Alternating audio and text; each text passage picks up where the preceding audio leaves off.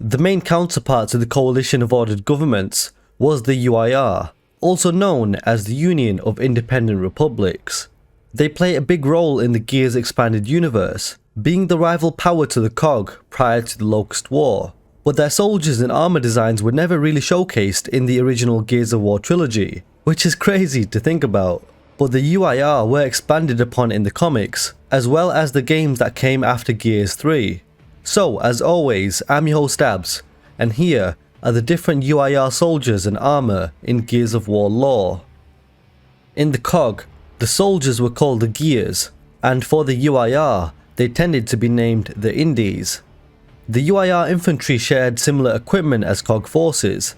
Both forces used the Pendulum War era Lancers, also known as the Retro Lancers, as their primary weapons. UIR armor is also comparable to COG equivalents in terms of defensive capabilities.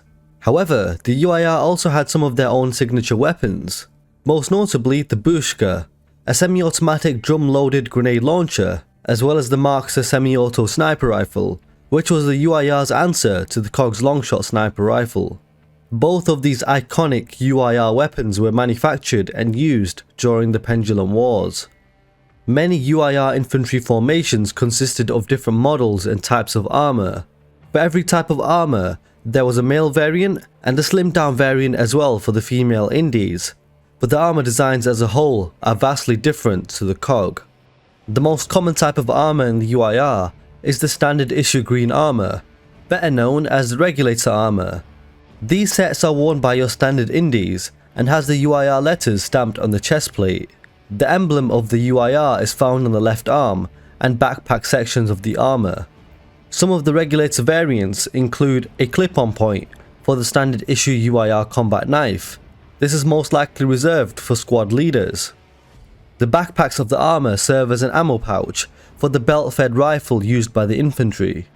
The UIR regulator helmet, just like how the COG standard infantry helmet sees different variations, the regulator helmet has different variations as well, seen in the comics and games. The UIR had its own corps of officers during the Pendulum Wars to oversee logistics, train the foot soldiers, and lead forces into battle when called upon.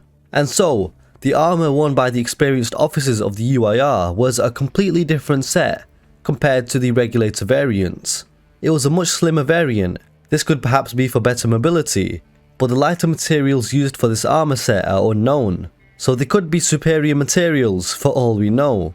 This set piece also has a combat knife attached, with a small cape alongside golden accents, which showcases the officer's superiority compared to your standard Indies. A specialized military branch within the UIR were known as the Sandswept, created for desert operations and combat on harsh terrain.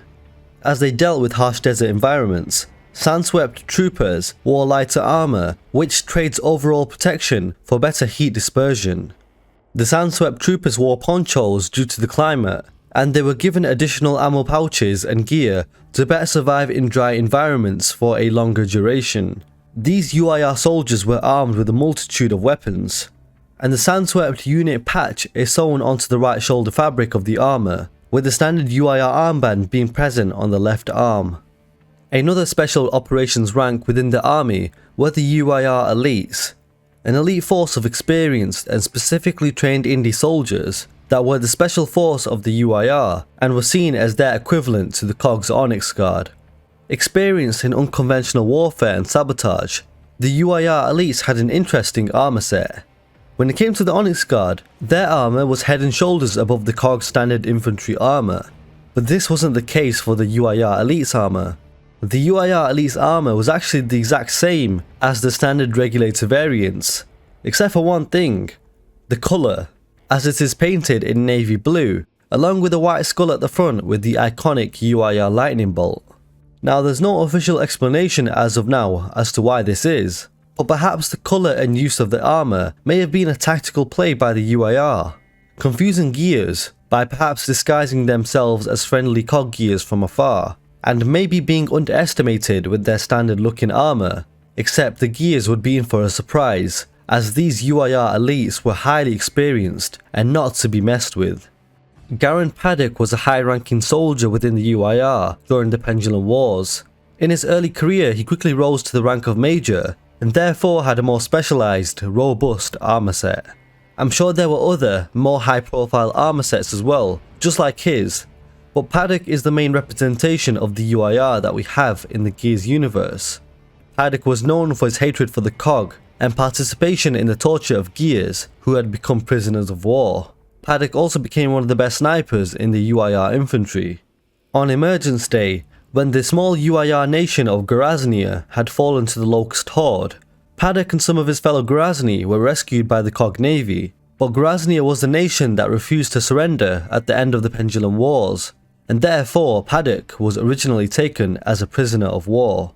But after demanding that he had a right to fight the Locust and claim revenge for their attack on Goraznia, Paduk became the charter member of the COG's Open Arms program for the former enemy combatants willing to fight the Locust, and therefore Paduk was given the rank of private within the COG, and he wore his custom UIR armour in his battles against the Locust Horde. So, Paduk, are you here as Major Paduk of the UIR, or Private Paduk of the COG? Whichever one you like less.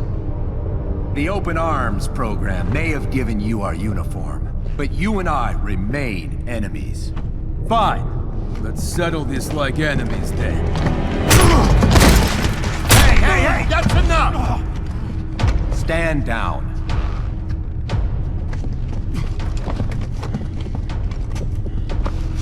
You Goraznis weren't known for treating prisoners very well. I'm sure you know nothing about it. Oh, I wouldn't say that. As part of the UIR's advancements in space research, the UIR space program recruited potential cosmonauts through the UIR Air Force, as distinguished indie pilots were needed in the handling of spaceflight and spacecrafts.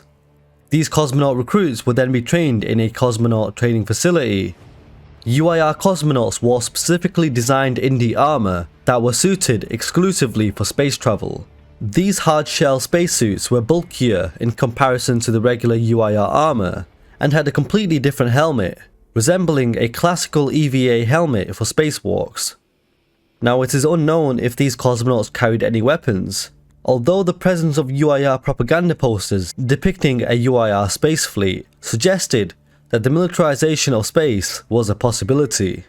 So that, my friends, are the different UIR soldiers and armour in Gears of War lore. Drop a like if you enjoyed this lore video, subscribe for more similar content like this, and I'll leave a link at the top right of the screen if you want to watch my other lore videos as well. I'm your host Abz, and as always, I will catch you guys next time.